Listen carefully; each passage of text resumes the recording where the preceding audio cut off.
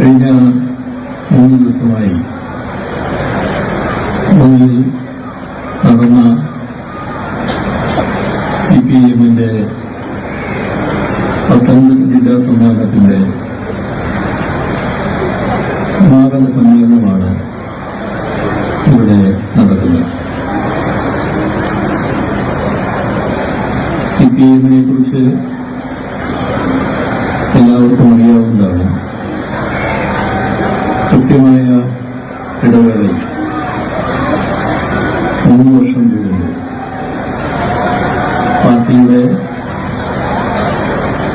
Branch മുതൽ മേലോട്ടുള്ള എല്ലാ ഘടകങ്ങളുടെയും സമ്മേളനമാണ്. ബ്രാഞ്ച് സമ്മേളനം മുതൽ പാർട്ടി കോൺഗ്രസ് ഇത് പല പാർട്ടികൾക്കും ചിന്തിക്കാൻ പോലും കഴിയാത്ത കാര്യമാണ്. എന്നാൽ ചിട്ടയോടെ ഭംഗിയായി എല്ലാ ഘട്ടത്തിലും ഈ സംഘടനാ സമ്മേളനങ്ങൾ പൂർത്തിയാക്കുന്ന പാർട്ടിയാണ് CPIM എന്ന് അനുഭവത്തിലൂടെ നമ്മുടെ നാടും രാജ്യവും കണ്ടത്. ഇതൊരു ജനാധിപത്യ പ്രക്രിയ. ഈ ജനാധിപത്യ പ്രക്രിയയിലൂടെയാണ് ബ്രാഞ്ച് സെക്രട്ടറി മുതൽ മേലോട്ടുള്ള എല്ലാ പാർട്ടി ഭാരവാഹികളെയും തെരഞ്ഞെടുക്കപ്പെടുന്നു. ലോക്കൽ സമ്മേളനത്തിൽ വെച്ച് ലോക്കൽ കമ്മിറ്റിയും ലോക്കൽ കമ്മിറ്റിയിൽ വെച്ച് സെക്രട്ടറിയും മേലോട്ടുള്ള കേരളവും ജില്ലയും സംസ്ഥാനവും അവസാനം പാർട്ടി കോൺഗ്രസ്. ആ പാർട്ടി കോൺഗ്രസ് വെച്ച് കേന്ദ്ര കമ്മിറ്റിയെ തെരഞ്ഞെടുക്കുന്നു. കേന്ദ്ര കമ്മിറ്റി പാർട്ടി സെക്രട്ടറിയെ തെരഞ്ഞെടുക്കുന്നു. ഇതാണ് എല്ലാ ഘടകങ്ങളും തുടർന്നുകൊണ്ടിരിക്കുന്നത്. ഇത്രയും ജനാധിപത്യപരമായി കാര്യങ്ങൾ നിർവഹിക്കുന്ന കമ്മ്യൂണിസ്റ്റ് പാർട്ടിയെ ജനാധിപത്യ പാർട്ടിയായി നമ്മുടെ നാട്ടിൽ പൊതുവെ വിശേഷിപ്പിക്കാറില്ല. അത്തരം ആളുകൾ ജനാധിപത്യ പാർട്ടിയെ വിശേഷിപ്പിക്കുന്ന ജനാധിപത്യ പാർട്ടികൾക്ക് വർഷങ്ങളല്ല ദശാബ്ദങ്ങൾ തന്നെ ഇത്തരത്തിലുള്ള ഒരു പ്രക്രിയ ഇല്ല എന്നുള്ളതും നമുക്കറിയാവുന്ന കാര്യമാണ്. പക്ഷെ അവരെയാണ് ജനാധിപത്യ പാർട്ടി എന്ന് വിശേഷിപ്പിക്കുന്നത് നാം കേൾക്കാറുണ്ട്. നമ്മുടെ രാജ്യം ഒരു പ്രത്യേക ദശാസന്ധിയിലൂടെ കടന്നുപോകുന്ന ഘട്ടത്തിലാണ് ഈ സമ്മേളനം നടത്തുന്നത്. നമ്മുടെ രാജ്യത്തിന്റെ അടിസ്ഥാന മൂല്യങ്ങൾ പലതും വെല്ലുവിളിക്കപ്പെടുകയും നിർഭാഗ്യകരമായ ഒരു കാര്യം, ആരാണോ ഈ അടിസ്ഥാന മൂല്യങ്ങൾ സംരക്ഷിക്കാൻ ബാധ്യതപ്പെട്ടവർ അവർ തന്നെ ഇവയെ തകർക്കാൻ വേണ്ടി നേതൃത്വം കൊടുക്കുന്നു എന്നുള്ളതാണ്. ഇത് നമ്മുടെ രാജ്യത്തിന് വന്നു ചേർന്ന അത്യന്തം നിർഭാഗ്യകരമായ ഒരവസ്ഥയാണ്.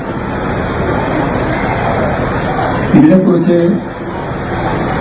പരിശോധിച്ചാൽ നമുക്ക് കാണാൻ കഴിയുക, നമ്മുടെ രാജ്യം ദീർഘകാലം ബ്രിട്ടീഷ് സാമ്രാജ്യത്തിന് കീഴിൽ കഴിഞ്ഞ രാഷ്ട്രമാണ്. ബ്രിട്ടീഷ് സാമ്രാജ്യത്വത്തിൽ നിന്ന് സ്വാതന്ത്ര്യം നേടുന്നതിനു വേണ്ടിയുള്ള അത്യുജ്വലമായ പ്രക്ഷോഭ സമരങ്ങളാണ് രാജ്യത്ത് ഉയർന്നത്. അതിന് നേതൃത്വം കൊടുത്ത ദേശീയ പ്രസ്ഥാനം ഈ രാജ്യത്തിന്റെ വ്യത്യസ്തങ്ങളായ എല്ലാ ധാരകളെയും ഉൾക്കൊണ്ടുകൊണ്ടാണ് നീങ്ങുന്നത്. നമുക്കറിയാം, നമ്മുടെ രാജ്യം അനേകം ഭാഷകൾ, ഒട്ടനേകം മതങ്ങൾ, വലിയ തോതിൽ ജാതീയമായ വേർതിരിവുകൾ, വൈവിധ്യങ്ങളാർന്ന സംസ്കാരങ്ങൾ, ഇവയെല്ലാം ഏകോപിപ്പിച്ചുകൊണ്ട് ദേശീയ പ്രസ്ഥാനത്തിൽ നീങ്ങാൻ കഴിയും. ഈ എല്ലാ വ്യത്യസ്ത ധാരകളെയും ഒന്നിച്ചു കൊണ്ടുവരാൻ കഴിഞ്ഞു എന്നുള്ളതാണ് ദേശീയ പ്രസ്ഥാനത്തിന്റെ ഏറ്റവും വലിയ പ്രത്യേകത. അന്ന് രാജ്യത്തിന്റെ സ്വാതന്ത്ര്യം നേടുന്നതിനു വേണ്ടിയാണ് ഈ രീതിയിൽ എല്ലാവരും ഒത്തുചേർന്നത്. ഈ സ്വാതന്ത്ര്യ പ്രസ്ഥാനത്തിൽ ഉജ്ജ്വലമായ പങ്കുവഹിച്ചവരാണ് കമ്മ്യൂണിസ്റ്റുകാർ. അന്നത്തെ ദേശീയ പ്രസ്ഥാനത്തിന്റെ നെടുംതൂണുകളായി കമ്മ്യൂണിസ്റ്റുകാർ പ്രവർത്തിച്ചു. മാത്രമല്ല, ദേശീയ പ്രസ്ഥാനത്തിന്റെ ഭാഗമായി അനുഭവിക്കേണ്ടി വന്ന വിഷമതകളും പ്രയാസങ്ങളും ത്യാഗങ്ങളും വലിയ തോതിൽ അനുഭവിച്ചവരുമാണ് കമ്മ്യൂണിസ്റ്റുകാർ. അന്നത്തെ പോലീസിന്റെ മർദ്ദനം, കള്ളക്കേസിൽ കുടുക്കൽ, ജയിൽവാസം, നടപടികളുടെ ഭാഗമായി ജീവൻ വെടിയേണ്ടി വരുന്ന അവസ്ഥ, ഇതെല്ലാം കമ്മ്യൂണിസ്റ്റുകാർക്ക് അനുഭവിക്കേണ്ടി വന്നിട്ടുണ്ട്. നാം ചരിത്രം പരിശോധിച്ചാൽ കാണാൻ കഴിയുന്ന ഒരു കാര്യം, അന്ന് ഈ പറയുന്ന എല്ലാവരും കോൺഗ്രസിന്റെ ഭാഗമായാണ് പ്രവർത്തിച്ചിരുന്നത്. കോൺഗ്രസ് പാർട്ടിയുടെ ആദ്യ വഴിയെടുക്കാൻ നമ്മുടെ രാജ്യത്തിന്റെ പൂർണ്ണ സ്വാതന്ത്ര്യം എന്ന മുദ്രാവാക്യം ആദ്യം ഉയർത്തിയിരുന്നില്ല. ആ മുദ്രാവാക്യം ഉയർത്തണമെന്ന ആവശ്യം ആദ്യമായി കോൺഗ്രസിന്റെ സമ്മേളനത്തിൽ ഉന്നയിക്കുന്നത് കമ്മ്യൂണിസ്റ്റ് നേതാവായിരുന്നു. ഇതെല്ലാം ചരിത്രം. സ്വാതന്ത്ര്യ സമരത്തിന്റെ ഭാഗമായി കമ്മ്യൂണിസ്റ്റുകാർ മാത്രമല്ല, രാജ്യത്തിന്റെ വ്യത്യസ്ത വിഭാഗങ്ങളിൽപ്പെട്ടവർ അന്ന് ദേശീയ പ്രസ്ഥാനത്തിന്റെ ഭാഗമായി അണിനിരക്കുകയും പറഞ്ഞു വരുന്നത്, ഈ ദേശീയ പ്രസ്ഥാനത്തിൽ ഒരു പങ്കും വഹിക്കാത്ത ഒരു കൂട്ടം ആ കാലത്തുണ്ടായിരുന്നു. അവര് സംഘപരിവാർ, RSS ആയി. സംഘപരിവാറുകാർ അതിനെതിരായി. എല്ലാവർക്കും അറിയാം, RSSന്റെ പ്രധാനപ്പെട്ട നേതാവായിരുന്നു ഗോൾവാൾക്കർ എന്ന്. ഗുരുജി എന്നാണ് അദ്ദേഹത്തെ RSSകാർ വിളിക്കുക. സ്വാതന്ത്ര്യ സമരം ശക്തി പ്രാപിക്കുന്ന ഘട്ടത്തിൽ അദ്ദേഹം രാജ്യത്തെ യുവാക്കളോട് ഒരു കാര്യം പറയുകയുണ്ടായി.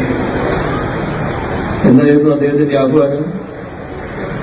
നിങ്ങള് ആരോഗ്യം വെറുതെ കളയരുത്. എങ്ങനെ? ബ്രിട്ടീഷുകാർക്കെതിരെ സമരം ചെയ്ത് ആരോഗ്യം വെറുതെ കളയരുത്. അപ്പോൾ ബ്രിട്ടീഷുകാർക്കെതിരെ സമരം ചെയ്ത് നമ്മുടെ യുവാക്കളുടെ ആരോഗ്യം വെറുതെ കളയരുത് എന്ന ഉപദേശമായിരുന്നു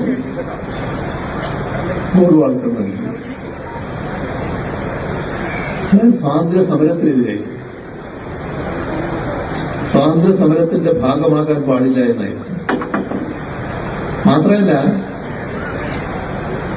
അന്നത്തെ ബ്രിട്ടീഷ് ഭരണത്തിന്റെ തലവൻ വൈസ്രോയിയാണ്. വൈസ്രോയിയെ സംഘപരിവാർ നേതാക്കൾ പോയി കാണുന്നു. എന്നിട്ട് പറയുന്നു, ഞങ്ങൾക്ക് നിങ്ങൾ ഇവിടുന്ന് പോകണമെന്നില്ല, നിങ്ങൾ ഇവിടെ തുടരുന്നതിൽ ഒരു വ്യത്യസ്താഭിപ്രായവും ഞങ്ങൾക്കില്ല,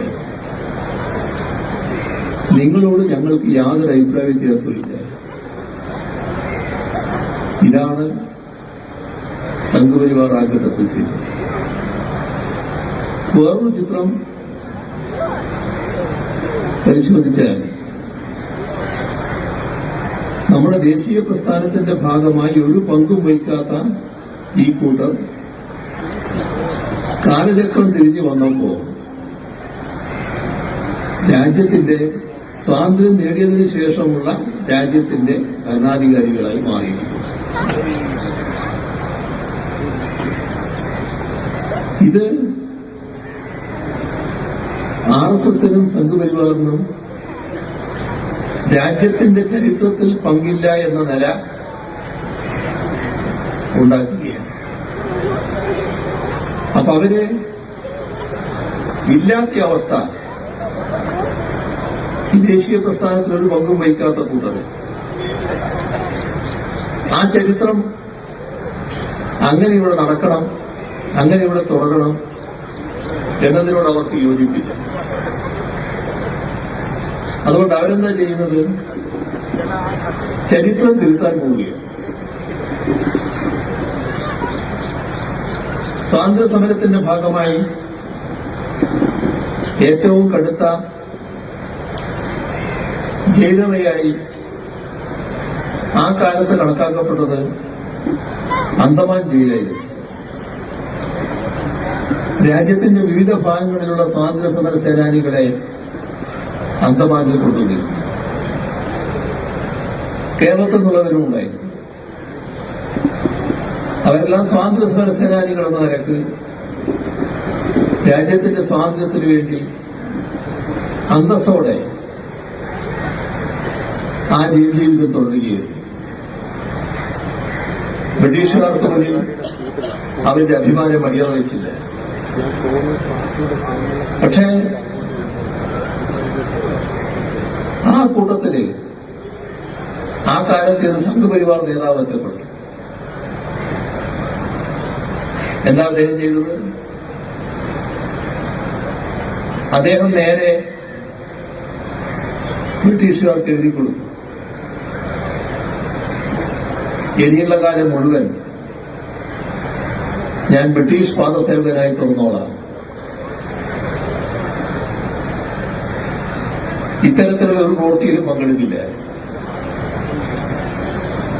മാപ്പ് എഴുതി കൊടുത്ത്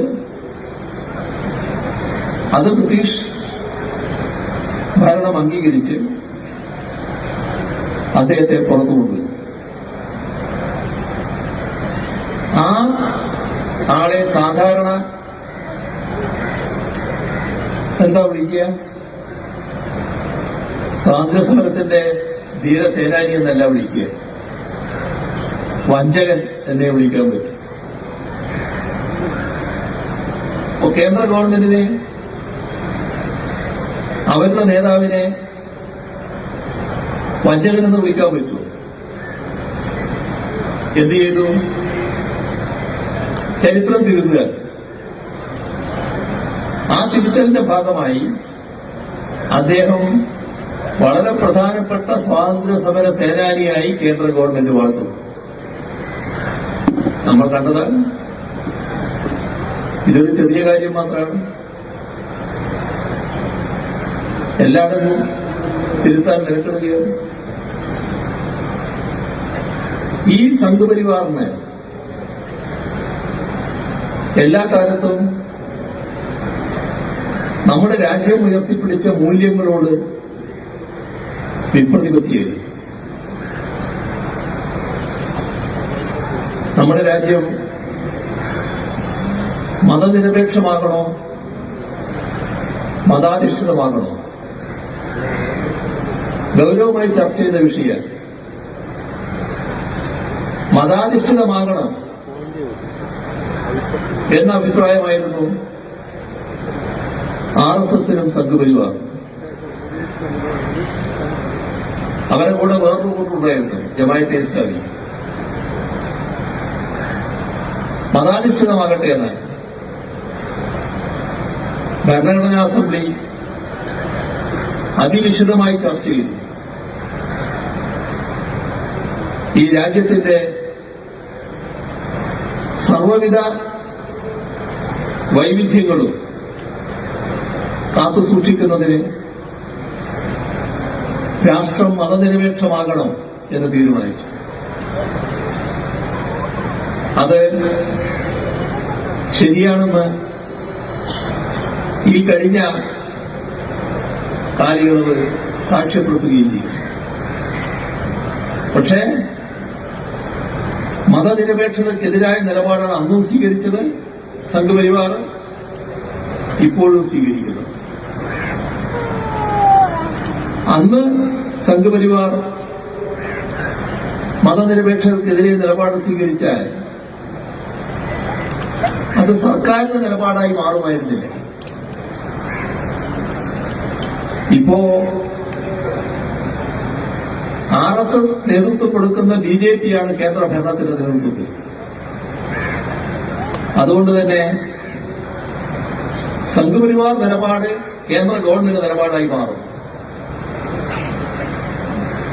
എന്താണ് സംഭവിക്കുന്നത്? മതനിരപേക്ഷത സംരക്ഷിക്കാൻ ബാധ്യതപ്പെട്ട കേന്ദ്ര ഗവൺമെന്റ് മതനിരപേക്ഷതയ്ക്ക് എന്തെല്ലാം ഓർമ്മകൾ ഏൽപ്പിക്കാൻ പറ്റും, ആത്യന്തികമായി എങ്ങനെ തകർക്കാനാകും, ആ നടപടികൾ ഒന്നിനു പുറകെ ഒന്നായി സ്വീകരിച്ചുകൊണ്ടിരിക്കുന്നു. ഇത് നമ്മുടെ രാജ്യത്ത് ഉയർന്നു വന്ന നിർഭാഗ്യകരമായ ഒരു വശമാണ്. ഇപ്പോ കഴിഞ്ഞ നാളിൽ ഈ കഴിഞ്ഞ പാർലമെന്റിൽ ഒരു പ്രശ്നമുണ്ടായത് ഭരണഘടനയെ കുറിച്ചൊരു ചർച്ചയാണോ? പാർലമെന്റ് ചർച്ച ചെയ്തത് ഭരണഘടനയെക്കുറിച്ച് ചർച്ച ചെയ്യാനിടയായ കാര്യം എന്താ? ഭരണഘടന തന്നെ ഏറ്റവും അധികം വെല്ലുവിളിക്കപ്പെടുകയാണ്. ഇവർ ഇക്കൂട്ടർ സംഘപരിവാറുകാർ ഭരണഘടനയെ എങ്ങനെയൊക്കെ തകർക്കാൻ പറ്റുമെന്നാണ് നോക്കുന്നത്. ഏതായാലും പാർലമെന്റ് ചർച്ച ചെയ്യാൻ അവസരമുണ്ടായി. എന്താ അവിടെ നമ്മൾ കണ്ടത്? കേന്ദ്ര ആഭ്യന്തരമന്ത്രി ഭരണഘടനാ നിർമ്മാണ സഭയിലെ ഏറ്റവും പ്രധാനിയായി എല്ലാവരും കണക്കാക്കുന്ന അംബേദ്കറെ കഠിനമായ രീതിയിൽ ആക്ഷേപിക്കുന്നു. എത്ര ക്രൂരമായ അപഹസിക്കും! എന്താണ് അതിന് കാരണം? ഒരു കാരണം ഇത് തന്നെ, ഇത് മാത്രമല്ല കാരണം. ഇത്തരം ഒരു ഭരണഘടന രൂപം കൊടുക്കുന്നതിന് നേതൃത്വം കൊടുത്തയാളെ അത് സംഘപരിവാർക്ക് സഹിക്കാനാവുന്നില്ല. നമ്മുടെ ഭരണഘടന രൂപം കൊണ്ട് അത് അംഗീകരിച്ച് ഒട്ടും താമസിയാതെ RSSന്റെ എതിർപ്പ് അതിനെതിരെ ഉയർന്നു വന്നു. ഭരണഘടനയെ തള്ളിപ്പറഞ്ഞു. എന്താ തള്ളിപ്പറയാൻ കാരണം? മനുസ്മൃതിയെ അംഗീകരിച്ചില്ല. രാജ്യത്ത് നടപ്പാക്കേണ്ടത് മനുസ്മൃതിയാണ്. ഇതാണ് RSS സ്വീകരിച്ച നിലപാട്. പിന്നീടല്ല, ഭരണഘടന അംഗീകരിക്കപ്പെട്ട നാൾ മുതൽ അവർ സ്വീകരിക്കുന്ന നിലപാടാണിത്. പിന്നീട് അത് ശക്തിപ്പെട്ടു വന്നെത്തിയുള്ളൂ. നമ്മുടെ ഭരണഘടന ദേശീയ പ്രസ്ഥാനത്തിലൂടെ ഉയർന്നു വന്ന ഉന്നതമായ മൂല്യങ്ങളെ സ്വാംശീകരിച്ച ഭരണഘടനയാണ്. അതിനോടൊന്നും RSSനും സംഘപരിവാറിനും യോജിപ്പില്ല. അവർക്ക് വേണ്ടത് ഇന്നത്തെ സാമൂഹ്യ വ്യവസ്ഥയല്ല,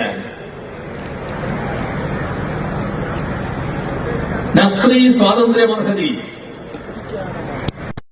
യാഥാർത്ഥ്യമാക്കുന്നത് നേതൃത്വം കൊടുത്ത അംബേദ്കറോട് പൊരുത്തപ്പെടാൻ അവർക്ക് കഴിയില്ല. ഇതൊരു ഭാഗം. ആരാണ് അംബേദ്കർ? നമുക്കെല്ലാവർക്കും അറിയാം, രാജ്യത്തിനറിയാം. പക്ഷേ നാം കാണുന്ന മഹാനായ അംബേദ്കറെയല്ല സംഘപരിവാർ കാണുന്നത്. സംഘപരിവാറിന്റെ കണ്ണ് ഒരു പ്രത്യേക രീതിയിലേ പതിക്കും. എന്താ? അദ്ദേഹം സാധാരണഗതിയിൽ സംഘപരിവാറിന് അംഗീകരിക്കാൻ പറ്റുന്ന ഒരാളല്ല. എന്താ കാര്യം? ചാതുർവർണ്ണ വ്യവസ്ഥ. ചാതുർവർണ്ണ വ്യവസ്ഥയനുസരിച്ച് മനുഷ്യരെ ചാതുർവർണ്ണത്തിൽ ഉൾപ്പെടുത്തിയിരിക്കുന്നു. 4 വർണ്ണങ്ങൾ. അതില് പട്ടികജാതി പട്ടികവർഗം ഇല്ല കേട്ടോ. അപ്പൊ അവരെവിടെയാ? അവർ മനുഷ്യകുലത്തിലല്ല എന്നർത്ഥം ഈ ചാതുർവർണ്ണ വ്യവസ്ഥയനുസരിച്ച്. മനുഷ്യരായിട്ട് കണക്കാക്കുന്നില്ല. ഇതാണ് ചാതുർവർണ്ണ വ്യവസ്ഥ തലക്ക് പിടിച്ചവരുടെ മനോഭാവം. മഹാനായ അംബേദ്കർ നമ്മുടെ രാജ്യത്തിന്റെ ഭരണഘടനാ അസംബ്ലിയിൽ ഭരണഘടനാ നിർമ്മാണത്തിന് നേതൃത്വം കൊടുക്കുമെന്നൊക്കെ പറയുമ്പോൾ അതിനോട് സഹിഷ്ണുത കാണിക്കാൻ, അതുമായി പൊരുത്തപ്പെടാൻ സംഘപരിവാർ മനസ്സിലാകുന്നില്ല. അതാണ് അമിത്ഷായുടെ വാക്കുകളിൽ കാണാൻ കഴിയും.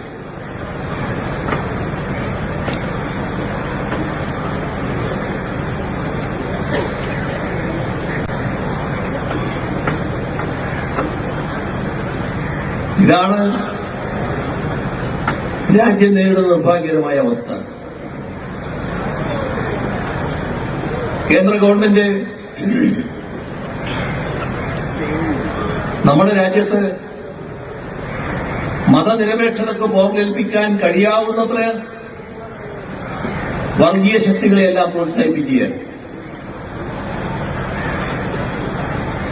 ന്യൂനപക്ഷങ്ങൾ വേട്ടയാടപ്പെടുന്നു. സംഘപരിവാറാണ് എല്ലാ കാലത്തും ന്യൂനപക്ഷ വേട്ടയ്ക്ക് നേതൃത്വം കൊടുത്തിട്ടുള്ളത്. തുടരെ സംഭവങ്ങൾ, നിരവധി കലാപങ്ങൾ. ഇപ്പോ എന്താണ് സംഭവിക്കുന്നത്? ഇത്തരം വേട്ടകൾ നടത്തുന്നവർ സംരക്ഷിക്കപ്പെടുന്നു. അവർക്കെല്ലാം ഒത്താശയും ചെയ്തു കൊടുക്കുന്നു.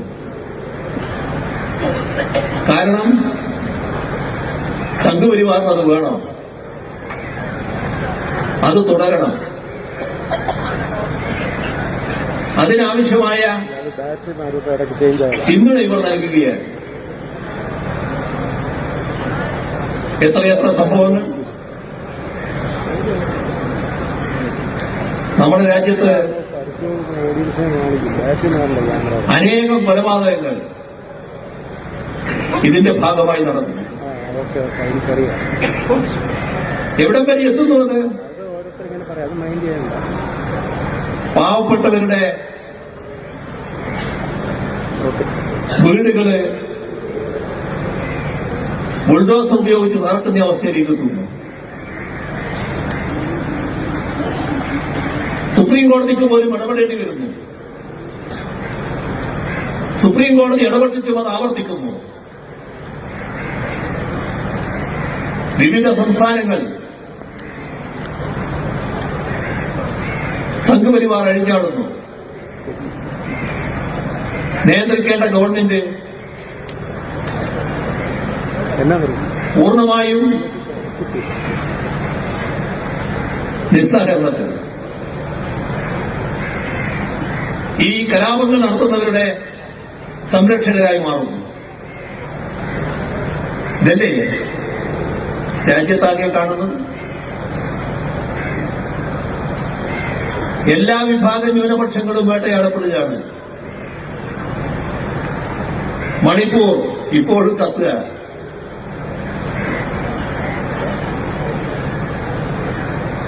നമ്മുടെ രാജ്യത്തിലെ പ്രബലമായ രണ്ട് ന്യൂനപക്ഷമാണ് മുസ്ലിമും ക്രിസ്ത്യാനിയും. ഈ രണ്ട് വിഭാഗത്തിന് നേരെയും ആക്രമണങ്ങൾ നടക്കുകയാണ്. ഇപ്പോ സമാധാനത്തിന്റെയും സാഹോദര്യത്തിന്റെയും സന്ദേശം ലോകമാകെ പടർത്തിക്കൊണ്ട് ക്രിസ്മസ് ആചരണം നടന്നല്ലോ. നമ്മുടെ രാജ്യത്തിലെ ചിലയിടങ്ങളിലെ ക്രിസ്ത്യാനികൾക്ക് അനുഭവിക്കേണ്ടി വന്നത് വലിയ ദുരനുഭവമാണ്. ഒരു കൂട്ടരെ മരത്തിൽ പിടിച്ചു കെട്ടി തല്ലിയ വാർത്ത വന്നിട്ടുണ്ട്. സംഘപരിവാറുകാർ നമ്മുടെ തൊട്ടുകിടക്കുന്ന കർണാടകയിൽ വിവിധ ഘട്ടങ്ങളിൽ ഉണ്ടായിട്ടുള്ള ആക്രമണങ്ങൾ, രാജ്യത്തിന്റെ വിവിധ ഭാഗങ്ങളിലുണ്ടായ ആക്രമണങ്ങൾ എല്ലാ ന്യൂനപക്ഷങ്ങളെയും വേട്ടയാടുന്ന അവസ്ഥയാണ്.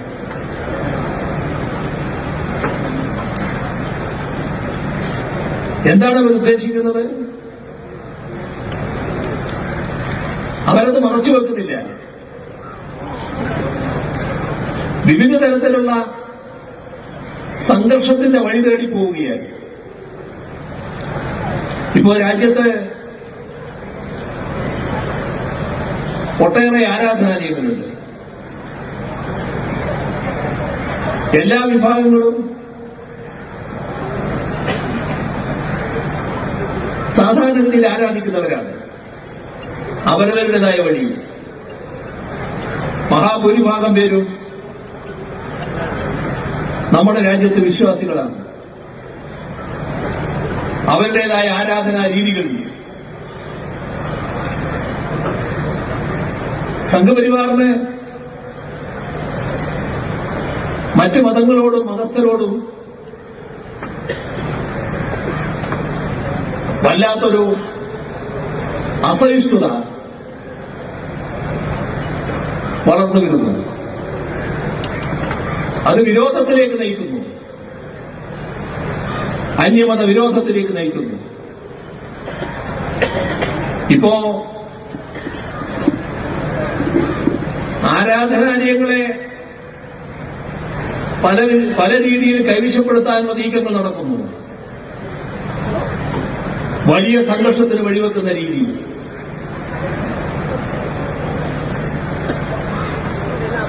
നേരത്തെ ബാബറി മസ്ജിദിന്റെ പ്രശ്നമുണ്ടായതാണ്. ഇപ്പോ കാശിയും മധുരയും മറ്റു സ്ഥലങ്ങളുമെല്ലാം ആ രീതിയിലുള്ള പ്രശ്നങ്ങളിലേക്ക് ഉയർന്നു. നമ്മുടെ രാജ്യത്തെ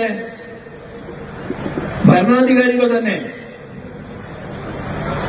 അങ്ങേയറ്റം പ്രകോപനപരമായ പ്രസംഗങ്ങൾ നടത്തുന്നു.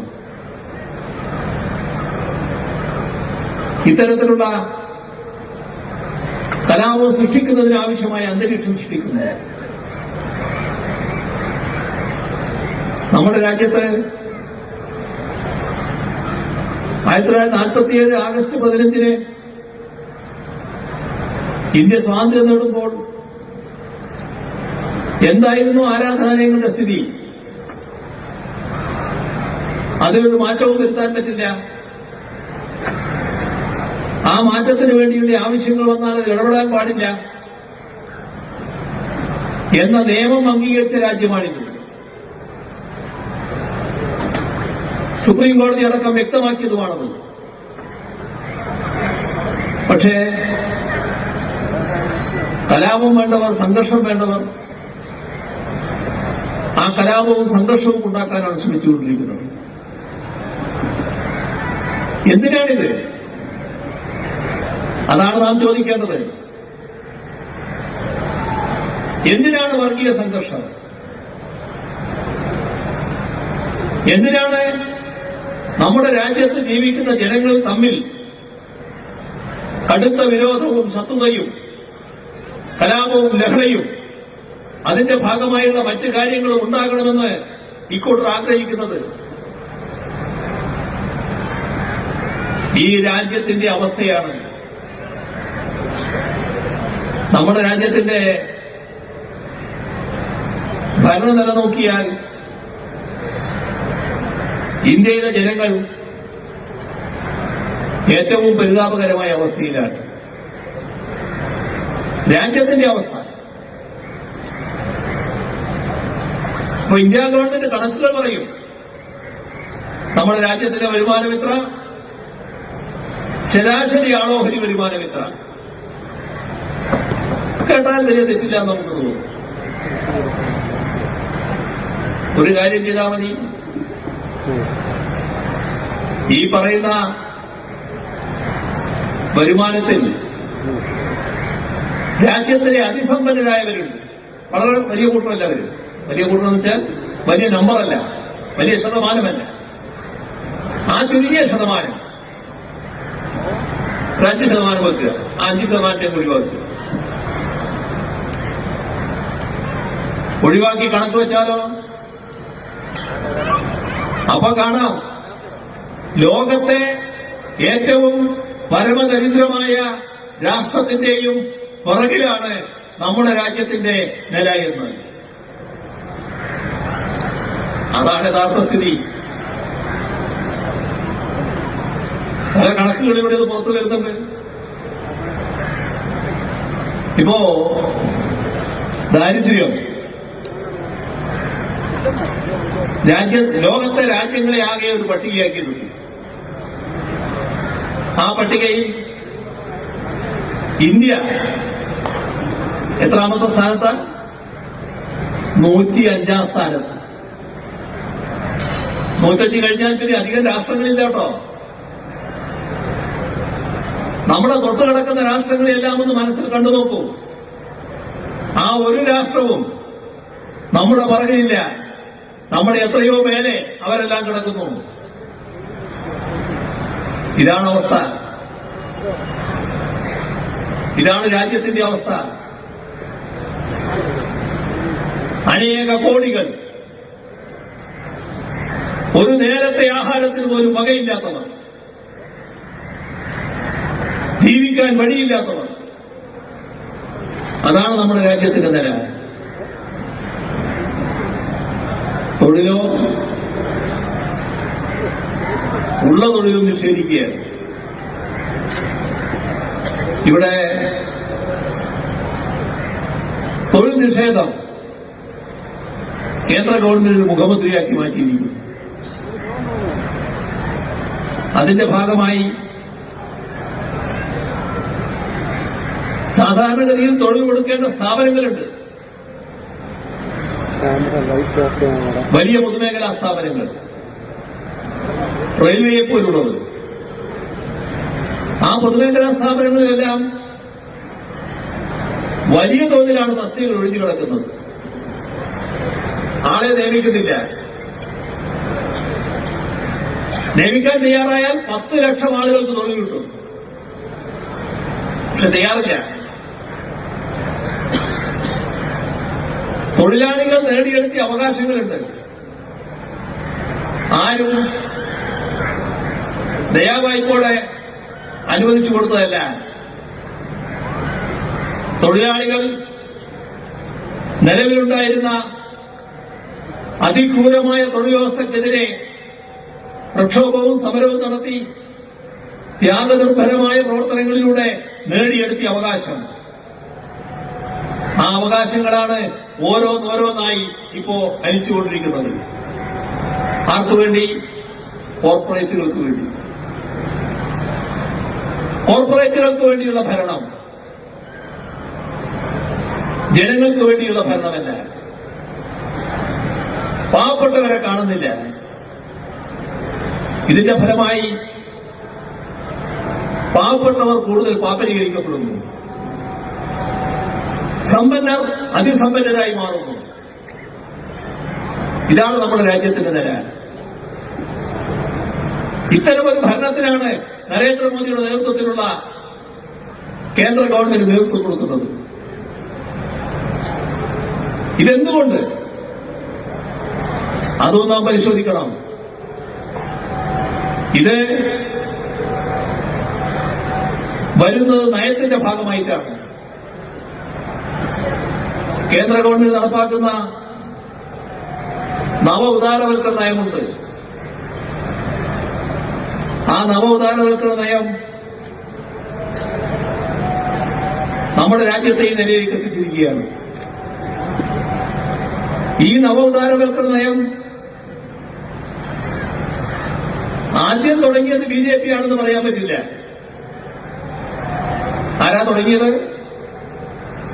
അത് കോൺഗ്രസ് ആണ്. കോൺഗ്രസിന്റെ നേതൃത്വത്തിലാണ് രാജ്യത്ത് നവ ഉദാരവൽക്കരണം നടപ്പാക്കിയത്. ആ കോൺഗ്രസ് അനുഭവത്തിലൂടെ ഈ കാര്യങ്ങളിൽ എന്തെങ്കിലും മാറ്റം വരുത്തിയിട്ടുണ്ടോ? കാരണം നവ ഉദാരവൽക്കരണം ജനദ്രോഹപരമാണെന്ന് പൊതുവെ കണ്ടിരിക്കുന്നു. പാവപ്പെട്ടവർ കൂടുതൽ പാപ്പരീകരിക്കപ്പെടുന്നു. സമ്പന്നരെ അതിസമ്പന്നരാക്കുന്നു. ഞങ്ങൾ തുടങ്ങിയ നയം പെശകായിപ്പോയി എന്നേതെങ്കിലും ഘട്ടത്തിൽ കോൺഗ്രസ് പറഞ്ഞിട്ടുണ്ടോ? എല്ലാ ഘട്ടത്തിലും ആ നയത്തെ അംഗീകരിച്ച് ന്യായീകരിച്ച് നിൽക്കുകയാണ് കോൺഗ്രസ്. ഇവിടെയാണ് നാം ശ്രദ്ധിക്കേണ്ടത്.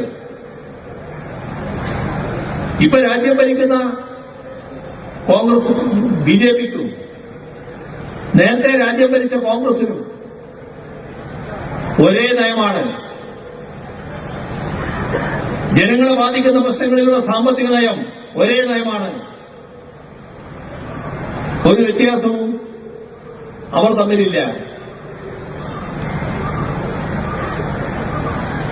ഇവിടെ BJP വർഗീയതയാണല്ലോ, അല്ലാതെ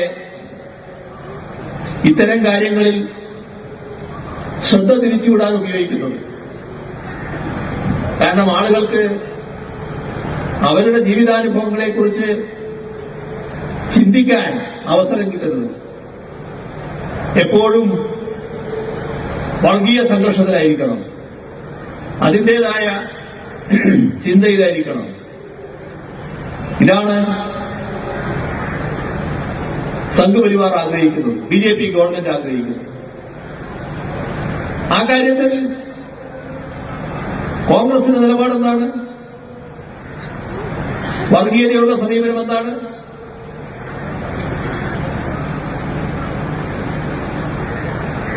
RSSും സംഘപരിവാരം ഉയർത്തുന്ന വർഗീയ നിലപാടുകളെ എങ്ങനെയാണ് എതിരിടേണ്ടത്? വർഗീയതയെ അതിശക്തമായി എതിർത്തുകൊണ്ടായിരിക്കണം. ഈ രാജ്യത്തിന്റെ ഇതേവരെ അനുഭവം എടുത്തു നോക്കി ഉയർന്നു വന്ന പ്രശ്നങ്ങൾ പരിശോധിച്ച് നോക്കൂ.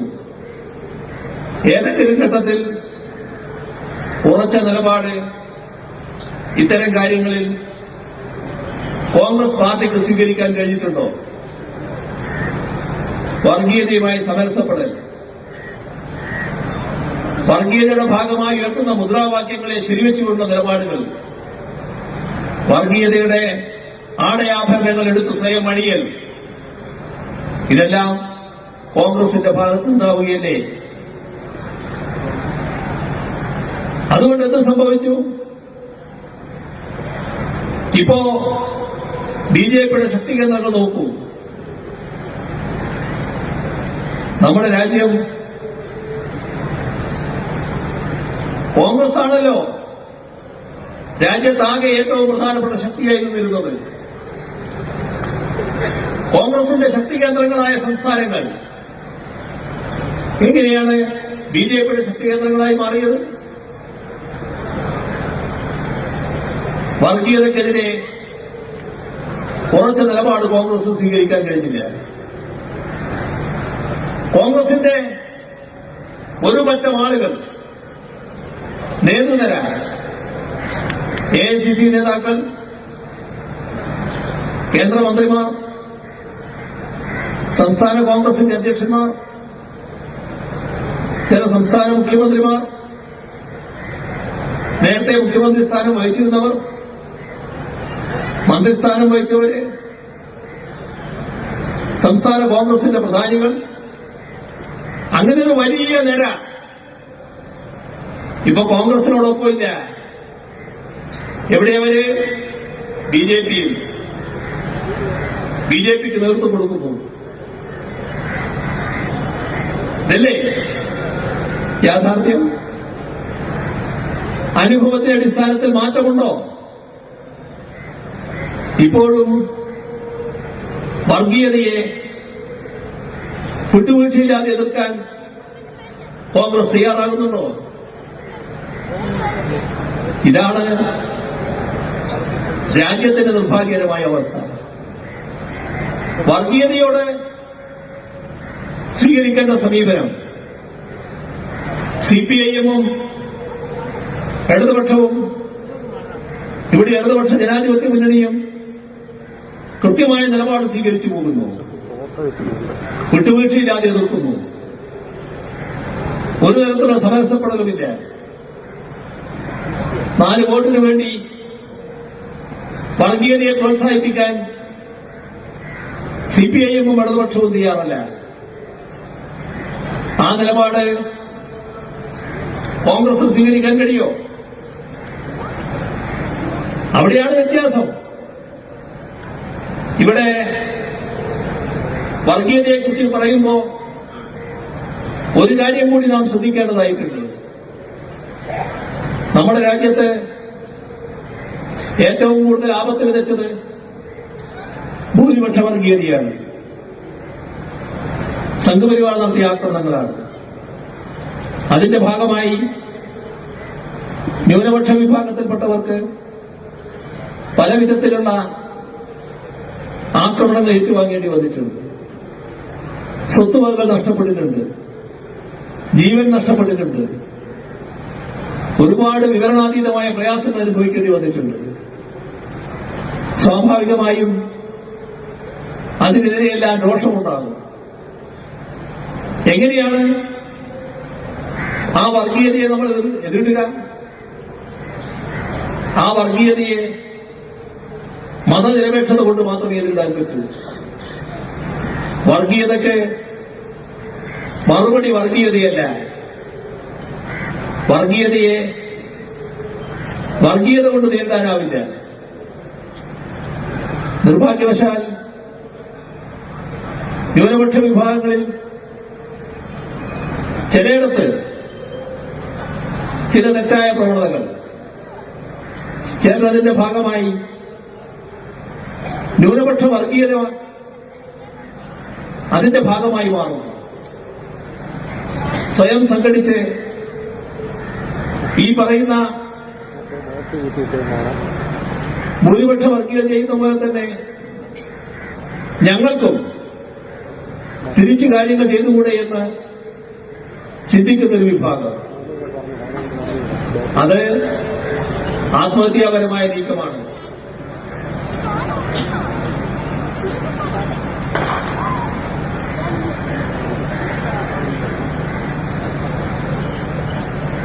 കാരണം ഇരുട്ടിനെ ഇരുട്ടുകൊണ്ട് നേരിടാൻ പറ്റില്ല.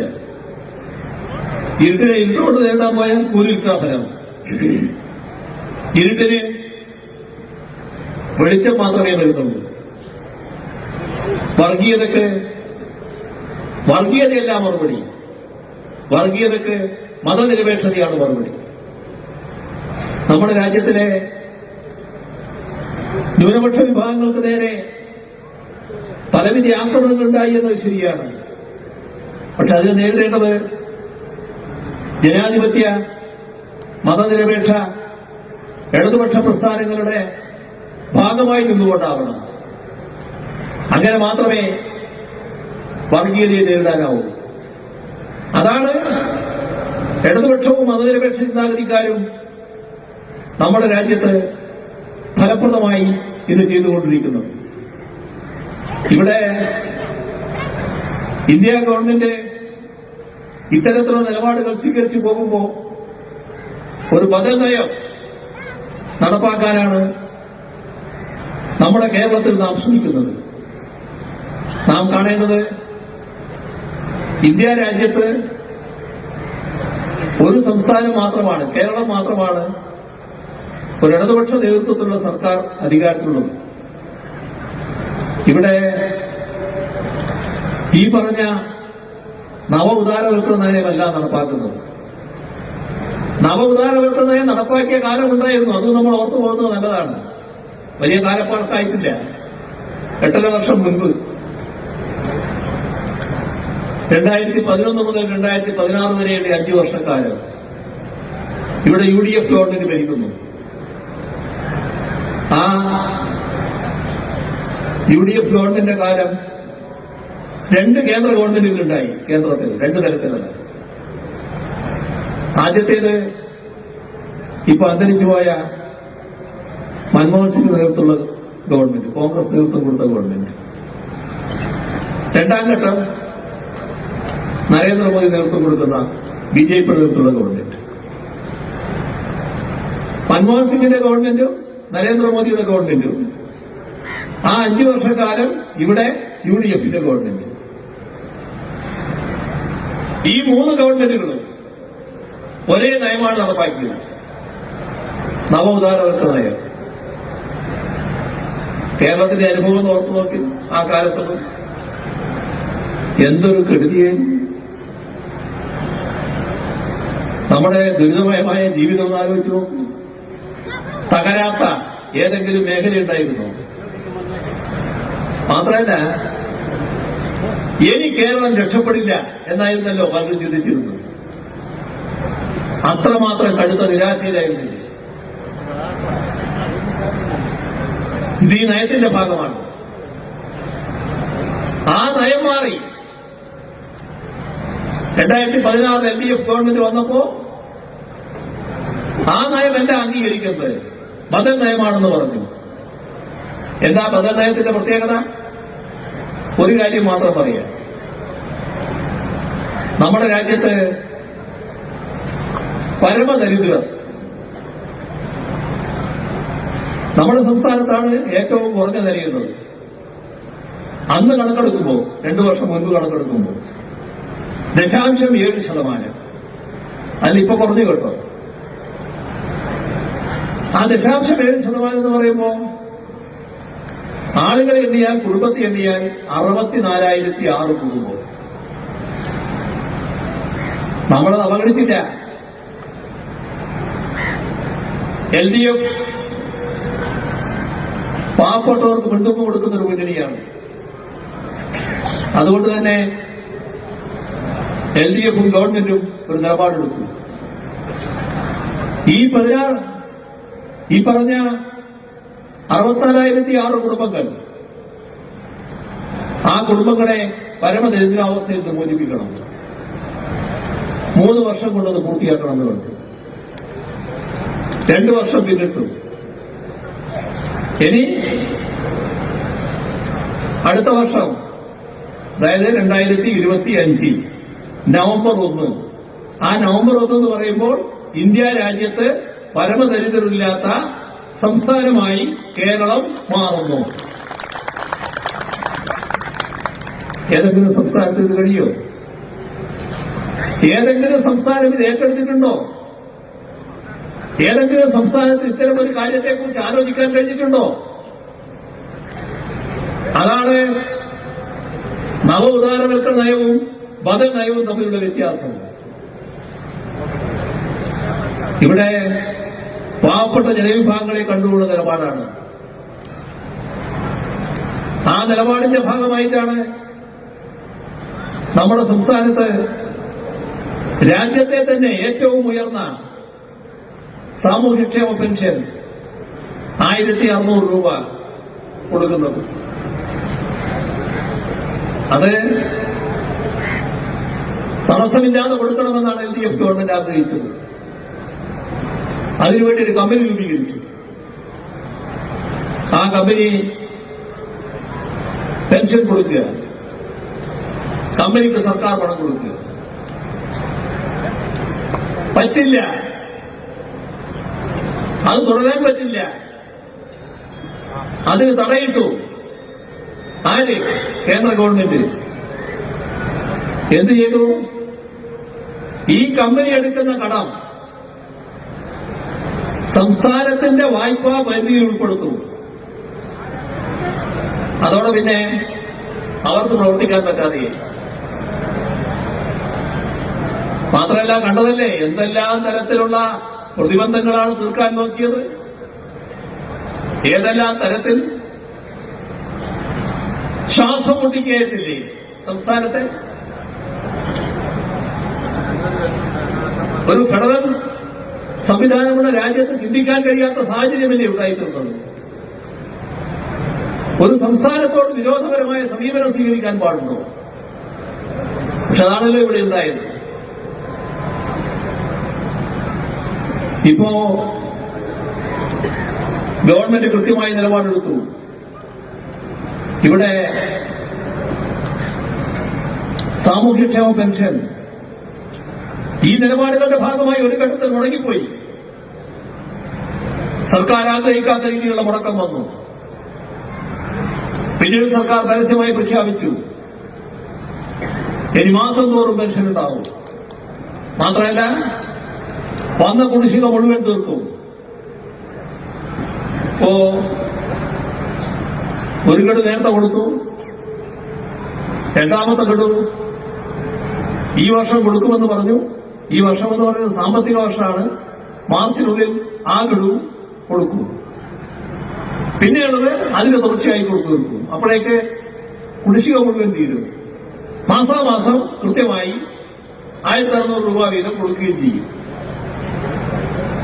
LDF കാണുന്നത് അത് 1600 തന്നെ നിൽക്കണമെന്നല്ല, 600 നിന്നാണ് 1600 എത്തിയത്. ഇനിയും അവിടുന്ന് ഉയരണം എന്ന് തന്നെയാണ് LDF ആഗ്രഹിക്കുന്നത്. പക്ഷേ നമ്മളോട് കാണിക്കുന്ന വിരോധം എത്ര വലുതാണെന്ന് നോക്കണം.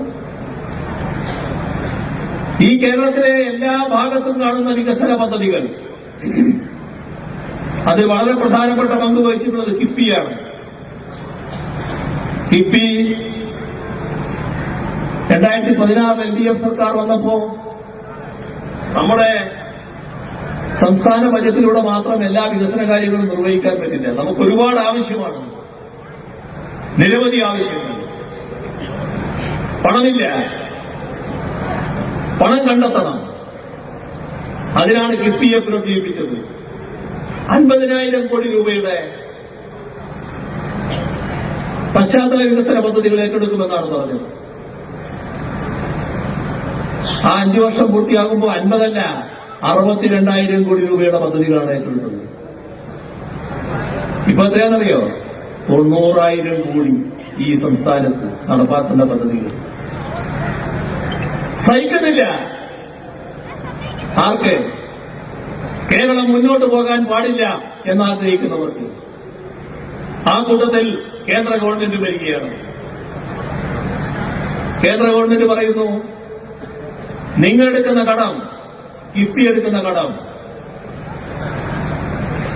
അത് സംസ്ഥാനത്തിന്റെ വായ്പാ പരിധിയിൽ ഉൾപ്പെടുത്തും. അപ്പൊ അങ്ങോട്ട് ചോദിച്ചു, നിങ്ങൾക്ക് ചില ഏജൻസികളുണ്ടല്ലോ, നാഷണൽ ഹൈവേ അതോറിറ്റി അവരെടുക്കുന്ന കടം ഇന്ത്യ ഗവൺമെന്റ് കടത്തിന്റെ പരിധിയിൽ പെടുന്നില്ലല്ലോ. അപ്പൊ അവർ പറഞ്ഞ മറുപടി അതിന് വരുമാനമുണ്ട്, നിങ്ങൾക്ക് വരുമാനമില്ല എന്നാണ്. അപ്പൊ കിഫ്ബിക്ക് വരുമാനം കണ്ടെത്തണം എന്ന അവസ്ഥ ഇവർ സൃഷ്ടിച്ചിരിക്കുന്നു. കിഫ്ബി നല്ല രീതിയിലുള്ള ധനകാര്യ സ്ഥാപനമാണ്, ഒരു പ്രയാസവുമില്ലാതെ പോവുകയാണ്. നമ്മുടെ നാടിന്റെ വികസനം തടയലാണ് ഉദ്ദേശം. ആ ഉദ്ദേശം തിരിച്ചറിഞ്ഞുകൊണ്ട് തന്നെ കിഫ്ബിയെ നിലനിർത്താനുള്ള നടപടികളിലേക്ക് സ്വാഭാവികമായും സർക്കാർ കടക്കുക തന്നെ ചെയ്യും. കാരണം നമുക്കത് ഉപേക്ഷിക്കാൻ പറ്റില്ല. അതിലൂടെയാണ് ഇത്രയും വിഭവം നമുക്ക് സമാഹരിക്കാൻ കഴിഞ്ഞത്. നമ്മുടെ സ്കൂളുകൾ, നമ്മുടെ ആശുപത്രികൾ, നമ്മുടെ റോഡുകൾ, പാലങ്ങൾ, വിവിധ പദ്ധതികൾ, വിവിധ മേഖലയിൽ നടപ്പാക്കുന്ന പദ്ധതികൾ, എന്തിനധികം പറയുന്നു, നാഷണൽ ഹൈവേക്ക് വേണ്ടി നാം കൊടുത്ത 5600 കോടിയോളം രൂപ, അതുമെല്ലാം കണ്ടെത്തിയത് കിഫ്ബിയിലൂടെയാണ്. ഒരു സംസ്ഥാനത്തോട് ഹീനമായ മനോഭാവം വെച്ചു പുലർത്താൻ പാടുണ്ടോ? അതും എത്രമാത്രം മനുഷ്യത്വരഹിതമായി ആലോചിച്ചു നോക്കൂ. മുണ്ടക്കൈ ചൂരൽമല ദുരന്തങ്ങൾ നമുക്ക് പല ഘട്ടങ്ങളിലായി ഏറ്റുവാങ്ങേണ്ടി വരുന്നുണ്ട്. ആ ദുരന്തം 2018 മഹാപ്രളയം എല്ലാവരുടെയും മനസ്സിലുണ്ടാവുമല്ലോ. നമ്മുടെ നാടിനെ തകർത്തെറിഞ്ഞ ദുരന്തമായിരുന്നില്ലേ അത്? കേരളത്തെ സ്നേഹിക്കുന്നവരെല്ലാം വേദനിച്ചില്ലേ? എങ്ങനെ ഈ നാടിന് രക്ഷപ്പെടും എന്നല്ലേ ചിന്തിച്ചത്? നമുക്ക് സഹായം വേണമായിരുന്നു. ആ സഹായം തരാൻ ബാധ്യപ്പെട്ടവരാണ് കേന്ദ്ര ഗവൺമെന്റ്. ചില്ലിക്കാശ് തന്നില്ല. നമ്മളോട് വലിയ തോതിൽ മമതയുള്ള അനേകം രാജ്യങ്ങൾ ഓഫറുകൾ നൽകി ഞങ്ങൾ സഹായിക്കാം, വേണ്ട ഞങ്ങൾ സ്വീകരിക്കില്ല. ആരുടെ നിലപാട്? കേന്ദ്ര ഗവൺമെന്റ് നിലപാട്. പ്രധാനമന്ത്രി നരേന്ദ്രമോദി കുറച്ചു വർഷം പുറകിലേക്ക് പോകൂ. ഗുജറാത്തിൽ മുഖ്യമന്ത്രി നരേന്ദ്രമോദി. ആ കാലത്ത് അവിടെ ഒരു ദുരന്തമുണ്ടാകുന്നു, സഹായങ്ങൾ പല വഴിക്ക് വരുന്നു, എല്ലാം സ്വീകരിക്കുന്നു. ആരെ? ഇതേ നരേന്ദ്രമോദിയുടെ നേതൃത്വത്തിലുള്ള ഗുജറാത്ത് ഗവൺമെന്റ്. അദ്ദേഹം പ്രധാനമന്ത്രി സ്ഥാനത്തെത്തിയപ്പോ കേരളത്തിന്റെ പ്രശ്നം വന്നപ്പോ ഞങ്ങൾ സ്വീകരിക്കില്ല എന്ന നിഷേധാത്മക നിലപാട് സ്വീകരിക്കുന്നു. പഴയ അനുഭവം, കോട്ടയത്തിന്റെ മറ്റു കഥകളിലേക്ക് ഞാനിപ്പോ പോകുന്നില്ല. ഒരുപാട് അനുഭവം നമുക്ക്. ഇപ്പോ ചൂരൽമല മുണ്ടക്കൈ വലിയ ദുരന്തം. എല്ലാവരും നമ്മളോട് സഹതപിച്ചു. ഒരുപാട് പേർ അവിടെ എത്തി സഹതപിച്ചു. പ്രധാനമന്ത്രി തന്നെ അവിടെ വരികയുണ്ടായി. നല്ല ഇടപെടലായിരുന്നു. ആളുകളെല്ലാം കണ്ടു. ദുരന്തത്തിന്റെ ശരിയായ മുഖം അദ്ദേഹത്തിന് മനസ്സിലായി. പഴയ ദുരനുഭവങ്ങളൊക്കെ ഉണ്ടെങ്കിലും നമ്മൾ പൊതുവെ പ്രതീക്ഷിച്ചു ഇക്കാര്യത്തിൽ സഹായമുണ്ടാകുമെന്ന്. അദ്ദേഹത്തിന് വയനാട് വെച്ച് തന്നെ, വയനാട് കളക്ടറേറ്റിൽ ഞങ്ങൾ യോഗം ചേർന്നപ്പോ ഈ ആവശ്യങ്ങൾ ഉന്നയിച്ചുകൊണ്ടുള്ള ആദ്യത്തെ നിവേദനം കൊടുത്തു. അന്ന് അദ്ദേഹം പറഞ്ഞ മറുപടി ഉചിതമായ മറുപടിയാണ്. സഹായിക്കും, എല്ലാ കാര്യങ്ങളും പരിശോധിക്കട്ടെ, ഇത് വിലയിരുത്തട്ടെ, കേന്ദ്ര സംഘം വരും, അതിനുശേഷം ആവശ്യമായ സഹായം ചെയ്യും. നല്ലത്, നല്ല പ്രതീക്ഷ കേരളത്തിനുണ്ടായി. മാസങ്ങൾ പിന്നിട്ടു. നമുക്ക് സഹായമില്ല.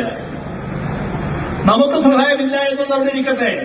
ഈ ദുരന്തം കേരളത്തിൽ മാത്രമല്ലല്ലോ. പ്രകൃതിയുടെ ദുരന്തം പല സംസ്ഥാനങ്ങളും ഏറ്റുവാങ്ങേണ്ടി വരുന്നുണ്ടല്ലോ. ഹിമാചൽ പ്രദേശ്, സിക്കിം, ആസാം, മഹാരാഷ്ട്ര, തെലങ്കാന, ആന്ധ്ര, ഒരുപാട് സംസ്ഥാനങ്ങൾ. ഈ പട്ടികയിൽ കേരളത്തെ മാറ്റി നിർത്ത്. ബാക്കി എല്ലാ സംസ്ഥാനങ്ങളെയും എടുക്ക്. എല്ലാവർക്കും കേന്ദ്രത്തിന് സഹായമുണ്ട്. ആ സഹായം അത് സംസ്ഥാനങ്ങൾ കണക്ക് കൊടുത്തിട്ടല്ല കേട്ടോ. ദുരന്തമുണ്ടായതിന്റെ അടുത്ത ദിവസങ്ങളിൽ സഹായം പ്രഖ്യാപിച്ചിട്ടുണ്ട്. എന്തേ കേരളത്തിനുള്ള കുറവ്? എന്തിനാണ് കേരളത്തോട് ഇത്ര വലിയ പക? നാം ഇന്ത്യക്ക് പുറത്താണോ? കേരളം ഇന്ത്യക്ക് അപമാനം വരുത്തി വെക്കുന്ന എന്തെങ്കിലും കാര്യങ്ങൾ ചെയ്യുന്നുണ്ടോ?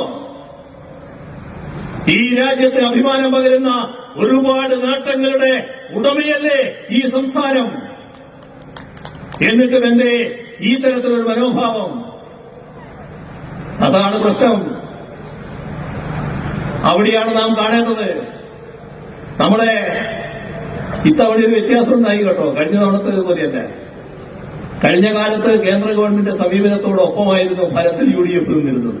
ഇത് 2018 പ്രളയകാലം, അതിനുശേഷമുള്ള അവസ്ഥ എല്ലാം കേന്ദ്ര ഗവൺമെന്റിനെ കുറ്റപ്പെടുത്താൻ ഒരു ഘട്ടത്തിലും UDF തയ്യാറായിരുന്നില്ല. ഇത്തവണ വേറൊരു സ്ഥിതിയുണ്ടായി. കേരളത്തിൽ നിന്നുള്ള എല്ലാ എംപിമാരും ഒന്നിച്ച് കേരളത്തിന്റെ ആവശ്യങ്ങൾ ഉയർത്തി. പച്ച നുണ ആ എംപിമാരോട് കേന്ദ്ര ആഭ്യന്തരമന്ത്രി പറഞ്ഞു. അദ്ദേഹം പറഞ്ഞു, PDNA post disaster needs assessment അത് കൃത്യമായി നടത്തിയില്ല കേരളം. ശുദ്ധ നുണ. മറ്റ് സംസ്ഥാനങ്ങൾ മാതൃകയാക്കത്തക്ക രീതിയിൽ ആ പരിപാടി നടത്തിയവരാണ് നമ്മൾ. അത് കൃത്യസമയത്ത് കേന്ദ്ര ഗവൺമെന്റ് കൊടുത്തതുമാണ്. ഇതാണ് നമ്മളോടുള്ള മനോഭാവം. നമ്മൾ എന്ത് തെറ്റ് ചെയ്തു? കേരളത്തെ ഉൾക്കൊള്ളാൻ കഴിയുന്നില്ല. കേരളത്തിലെ ജനങ്ങളോട് ശത്രുതാഭാവം. എന്തുകൊണ്ട്? നിങ്ങൾ ഞങ്ങളെ അംഗീകരിക്കുന്നില്ല. BJPയെ കേരളം അംഗീകരിക്കുന്നില്ല. അപ്പോൾ ഞങ്ങൾ ഇതൊക്കെ ചെയ്യും. ഇനി വേറൊരു ഭാഗം നോക്കൂ. ഈ പറഞ്ഞ സംസ്ഥാനങ്ങളിൽ ചിലത് BJP അധികാരത്തിലുള്ള സംസ്ഥാനമാണ്, ചിലയിടത്ത് BJP പ്രതിപക്ഷത്താണ്. പക്ഷെ ആ സംസ്ഥാനങ്ങളിലെല്ലാം എല്ലാവരും ഒന്നിച്ച് ഈ ആവശ്യം ഉയർത്തുകയാണ്. അവിടെ മറ്റു വ്യത്യാസങ്ങളില്ല. സംസ്ഥാനത്തിന്റെ ആവശ്യങ്ങൾക്ക് വേണ്ടി എല്ലാവരും ഒന്നിച്ചു നിൽക്കുകയാണ്. നമ്മുടെ കേരളത്തിലോ BJPയിൽ നിന്ന് എന്തെങ്കിലും ശബ്ദം ആരെങ്കിലും കേട്ടോ? കേരളത്തിന്റെ ആവശ്യങ്ങൾ അനുവദിക്കണമെന്ന് അവർ ആവശ്യപ്പെട്ടോ? എന്തേ ഇവിടെ നിൽക്കുന്ന ഒരു പാർട്ടി ഇവിടുത്തെ ജനങ്ങൾക്ക് വേണ്ടി പ്രവർത്തിക്കുന്നെന്ന് പറയുമ്പോൾ ജനവിരുദ്ധമായ, നാടിന് വിരുദ്ധമായ സമീപനം സ്വീകരിക്കുന്നത്? ഒരു കാര്യമേ പറയാനുള്ളൂ. ചിലർ ഞങ്ങളോട് ചോദിക്കുന്നുണ്ട്, നിങ്ങൾ ഇനിയും കേന്ദ്ര ഗവൺമെന്റിനോട് പറയുമോ? പറയാൻ എന്ത് ചെയ്യും? സംസ്ഥാന സർക്കാരല്ലേ, നമ്മളൊരു രാജ്യത്തിന്റെ ഭാഗമായ സംസ്ഥാനമല്ലേ, നമ്മൾ ആരോടും യാചിക്കില്ലല്ലോ, നമുക്ക് അർഹതപ്പെട്ടത് ചോദിക്കല്ലേ. നിങ്ങളത് തന്നില്ല എന്ന് വെച്ച് ഇനി മിണ്ടില്ല എന്ന എടുക്കലാണോ? വീണ്ടും നമ്മൾ ചോദിക്കും, ഒരു സംശയമില്ല. പക്ഷേ അതോടൊപ്പം മറ്റൊരു കാര്യവും പറയുകയാണ്. 2018 തകർത്തടിഞ്ഞ കേരളം ഒരു ചില്ലിക്കാശ് കേന്ദ്ര ഗവൺമെന്റ് തന്നില്ല. ഞങ്ങളന്ന് പറഞ്ഞു, തലയിൽ കൈവച്ച് നിലവിളിച്ചിരിക്കേണ്ട സമയമല്ല ഇത്. കാരണം ഈ നാടിന് അതിജീവിച്ചേ പറ്റൂ. ആ അതിജീവനത്തിന് നാം ഒന്നിച്ചിറങ്ങണം. പിന്നെ എന്താ കണ്ടത്? രാജ്യവും ലോകവും അത്ഭുതാതരങ്ങളോടെ നമ്മളെ നോക്കിക്കണ്ടു. എങ്ങനെയാണ് ഈ രീതിയിൽ പുനരുദ്ധരിക്കാൻ, പുനർനിർമ്മിക്കാൻ കഴിഞ്ഞത് എന്നതാണ് ആശ്ചര്യത്തോടെ പലരും ചോദിച്ചത്. അത് നമുക്ക് മാത്രം കഴിയുന്ന കാര്യമാണ്. നമ്മുടെ നാടിനും നമ്മുടെ ജനങ്ങൾക്കും, ആ നാടും ജനങ്ങളും കാണിക്കുന്ന ഒരുമയും ഐക്യവും അതിന്റെ മുന്നിൽ ഒന്നും അസാധ്യമായിട്ടുള്ളതല്ല. അതുകൊണ്ട് തന്നെ മുണ്ടക്കൈ ചുവരുമല ദുരന്തബാധിതരെ അന്തസ്സോടെ പുനരധിവസിപ്പിക്കുമെന്ന് പറഞ്ഞിട്ടുണ്ട്. ലോകത്തിന് തന്നെ മാതൃകയാക്കാവുന്ന ടൗൺഷിപ്പ് അവിടെ നിർമ്മിക്കുമെന്ന് പറഞ്ഞിട്ടുണ്ട്. കേന്ദ്ര ഗവൺമെന്റ് സഹായം വേണമെന്ന് ഞങ്ങൾ പറയും. സഹായം തരാത്ത സമീപനമാണ് സ്വീകരിക്കുന്നെങ്കിലും ഈ പറഞ്ഞ ടൗൺഷിപ്പും മറ്റ് പുനരധിവാസവും മറ്റെല്ലാ കാര്യങ്ങളും അതേപോലെ നടത്തിയിരിക്കും. കാരണം അത് ഞങ്ങൾ പറഞ്ഞതാണ്, പറയുന്നത് നടപ്പാക്കാനാണ് LDF സർക്കാർ നിലകൊള്ളുന്നത്. ഞാൻ മറ്റു കൂടുതൽ കാര്യങ്ങളിലേക്ക് കടക്കുന്നില്ല. ഇതുപോലുള്ള അനേകം പ്രശ്നങ്ങൾ നേരിടുന്ന ഒരു സമയമാണിത്. ആ പ്രശ്നങ്ങൾ കണ്ടുകൊണ്ട് ശരിയായ നിലപാട് സ്വീകരിച്ചു പോകാൻ കഴിയുന്ന പാർട്ടിയാണ് CPIM. ജില്ലാ സമ്മേളനത്തോടുകൂടി കൂടുതൽ കരുത്തോടെ ജനകീയ പ്രശ്നങ്ങൾ മുന്നോട്ട് വെച്ച് പ്രവർത്തിക്കാനും ജനങ്ങളോടൊപ്പം നിന്നുകൊണ്ട് പ്രവർത്തിക്കാനും ഇവിടുത്തെ പാർട്ടിക്ക് കഴിയും. ആ ഉറപ്പ് നൽകിക്കൊണ്ട് മറ്റു കൂടുതൽ കാര്യങ്ങളിലേക്ക് കടക്കാതെ അവസാനിപ്പിക്കുന്നു. നിങ്ങൾക്ക് എന്റെ അഭിവാദ്യം.